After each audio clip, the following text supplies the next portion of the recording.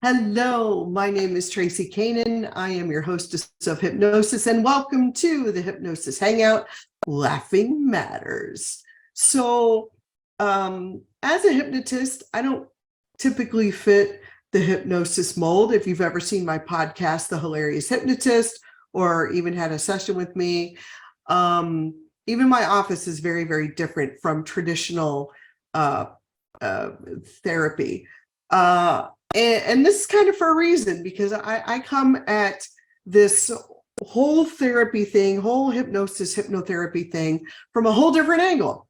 And my background is in comedy. And you would think, golly, why would I want to work with a comedian when I have been carrying these traumas for so long? And I'll tell you why you want to work with a comedian when you've been carrying these traumas for so long. Because with comedy, when you're laughing at your life, it can no longer disempower you. When you have found the funny in all the you have been through, you have conquered your shit. That's why you want to work with a comedian on your stuff. Now, there's a lot of things you need to know about laughing, okay? So a lot of people take laughing very, very seriously. And I am one of those people that feels that, if you're not laughing, if it's not fun, it's just not worth doing.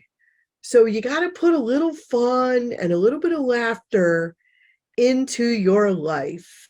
So how does this work? So let me tell you, I found this out through one of the weirdest ways. One of the classes that I took in becoming a hypnotherapist was that you want to take the person's problems and make them all in a list. All the things that have happened to them, all the they've been through, all the people that have done them wrong, all the horrible things that have happened to them, and everything that goes with that. And you make a list. And I was like, sweet, that's the same I did to write jokes. Awesome. And now, what do you do with this list? Okay. When you're writing comedy, you take the list of all the serious things, all the things that are about your topic, and then you start to interject them with things that make you laugh, with things that are opposite, with things that are funny to you. And when you start to inject the funny into the into you, it collapses, it breaks down, it can't hold anymore. So what happens? Somebody has been through a trauma. Okay, when they sit down in my office, most of the time they've been through traditional therapy and they have told their story multiple times over multiple years. And as they tell their story over and over, they remember things, they embellish things, they add things to it, they make up things that aren't really there. They'll swear that it's 100% accurate, but because of the nature of who we are, it's not always the case. And so now they have this pretty hardcore story of what happened to them with their little embellishments. And they've only seen it this way for a month or 20 years or 50 years or sometimes 70 years when I get those people in here. They've only seen their story this one way. And when you start to show them the different little nuances of funny in their life, the story starts to break down. It can't hold anymore. And that is the beauty in working with a comedian and encouraging laughter into your therapy session. Because when you start looking at your life the way a comedian would look at your life, you can't help but realize how you are and how you have let your life take you until you start to look at things a whole different way. So, sometimes you just got to get out of your box, and you just got to do things a little bit differently. And you just have to try on different personas. This is just one way to have a little bit of fun, because when people expect you to be like all serious and stuff like that, It's just kind of like, you know. I remember I had a lady that had come in and she told me the story, and by golly, it took her 30 minutes to tell the whole story. And it was tragic. It was just trauma. I mean, every horrible thing out there, this story had. And when I started the transformation part of her session, I just said, I would like you to just say a little thank you to whoever designed your life and say, you know what?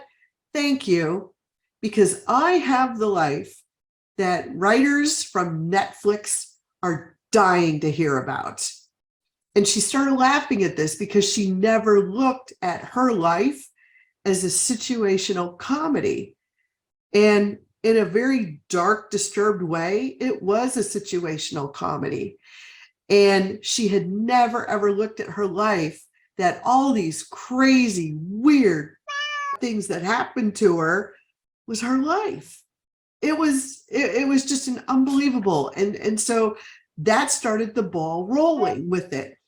And then, so what I did, I like to think out of the box on this stuff. I go, who would you have to play you in your movie? And she goes, well, what do you mean? I go, what actress or actor would you like to play you? And then she started rolling through it. And pretty soon she saw her whole life as a situational comedy. I forget what actress that she picked. And then she picked, I don't know, somebody famous for her husband. And now she started to see her life in a whole new way. And she's making up all these different characters. And it was just a lot of fun to create this whole new perspective on her life. See, when I was doing work as a comedian, you know, sometimes you just have to try out different things to see how they work. And sometimes the best things that happen to you are the happiest of accidents.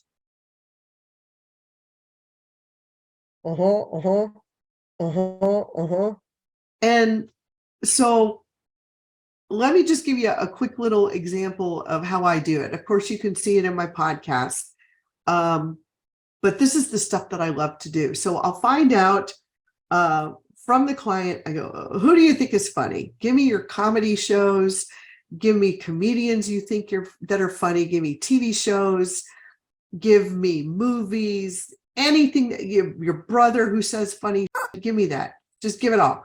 And so they start telling me, well, I think Matthew McConaughey is funny when he goes, all right, all right, all right. I'm like, perfect. So I write down, all right, all right, all right.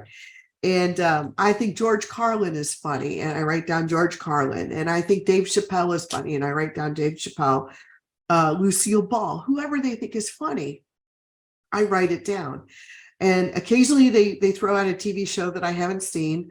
And I'm like, what do you think is funny? Who's the funniest character in that? Describe them to me. And then they start describing. And now I know what it is that they think is funny. And so then I start to have them tell me their life. And that's when they snap into the trance that is their life. And they start to spew their story. And a lot of times it's a recording that comes out. And they spew out their story, tragedy, tragic, whatever it is. And then I'll start to ask them questions about it.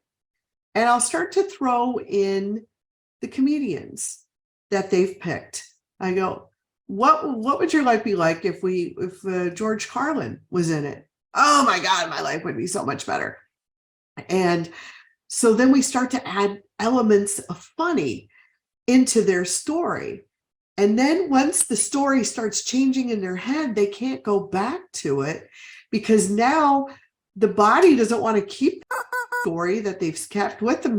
Because the funny story is way funnier and they want to hold on to that. And it screws up. It's called a good, bad collapse, pattern interrupt.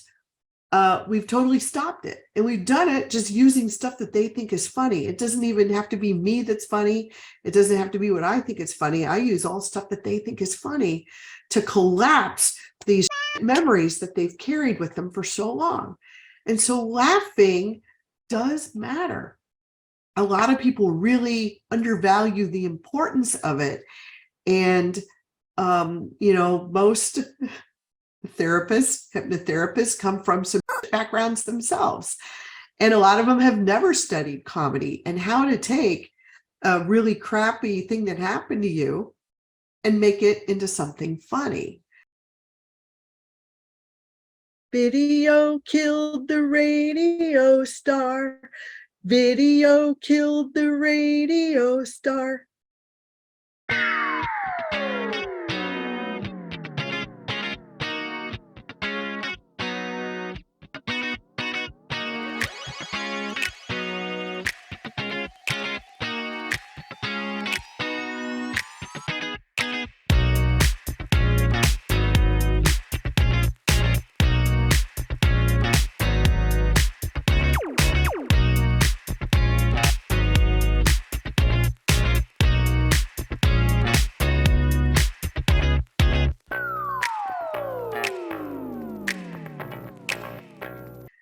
And so this is something that I do. It's something that I love to do. If you are interested in working with me, don't hesitate to go to my website, go to the Book Online tab, and fill out the information there. Let me know what it is that's tripping you up. Let me know what's keeping you from your best life. Let me know what those blocks are. Most of the time, it's translated into trauma. And if you would like a different approach to working through your, and you would like to try working with a comedian that also happens to be a hypnotherapist, I can probably help you with that. So anyhow, thanks for listening to me ramble on about my two greatest loves, hypnosis and comedy, and how I combine the best of both worlds to get you the changes that you want.